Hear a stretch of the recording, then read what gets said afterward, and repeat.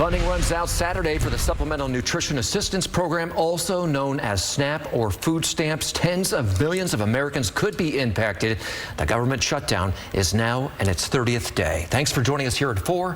I'm Curtis Mack. I'm Lisa Gonzalez. This program is also known as CalFresh here in California. It is a vital program for low-income communities, and losing it could put further strain on many families. So we have live team coverage on the potential risks.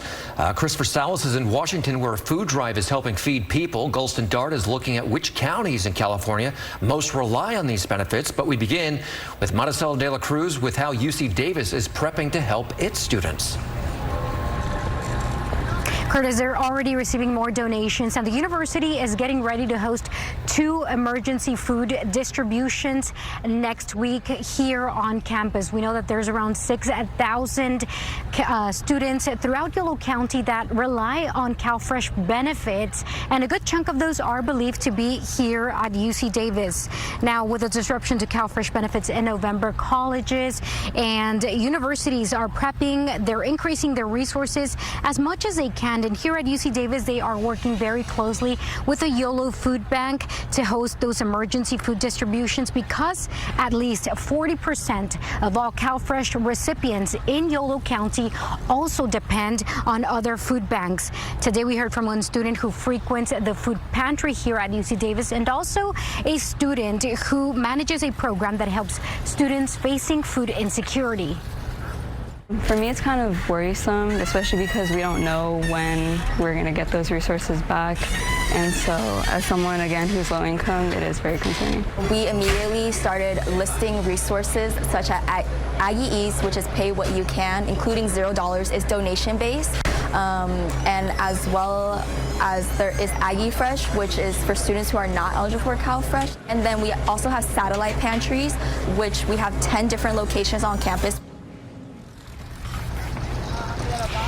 Across the state, more than 300,000 students in higher education already depend on CalFresh benefits. And coming up at 6 o'clock, we're going to hear more from some of these students. We're live at UC Davis. Maricela de la Cruz, KCRA 3 News. This is a lot of students. Is the university positive, Maricela, that they'll be able to meet demand?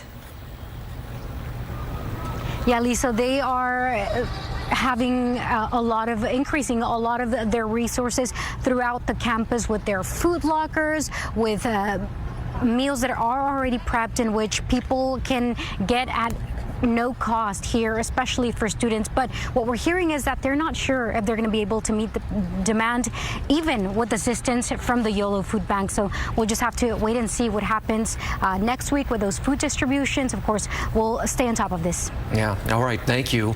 And losing funding for CalFresh benefits would impact millions across the state. Our Hearst data team has been looking into which counties would be impacted the most. KCRA 3's Gulston Dart joins us with a closer look at the numbers. Gulston. Well, here's one for starters, guys. 5.5 million Californians get benefits through CalFresh. That includes 2 million children. Now, according to the latest data from 2023 from the American Community Survey, Imperial County down in far southern California has the highest percentage of households receiving food aid. That's 26.7% of the population of that county. The others in the top 5 would be Tulare, Madera, Lake, and Merced counties.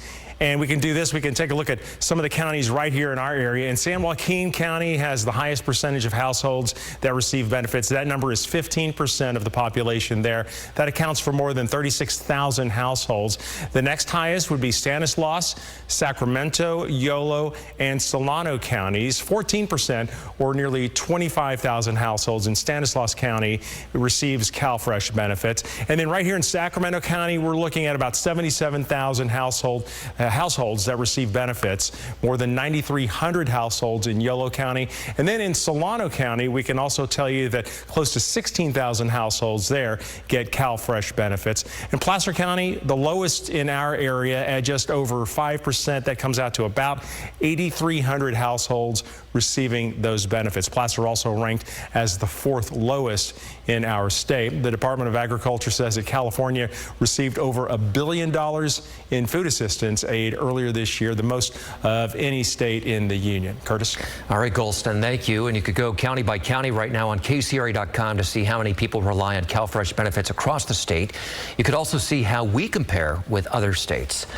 A federal judge is questioning the Trump administration's argument that SNAP benefits can simply be suspended during the shutdown. Yeah, several states are pushing back, including California, saying the government should use emergency funds to keep food assistance flowing. Now pop-up food drives are appearing across the country to make sure people don't miss a meal. And one of those today was in our nation's capital. Here's KCRA 3's Christopher Salas.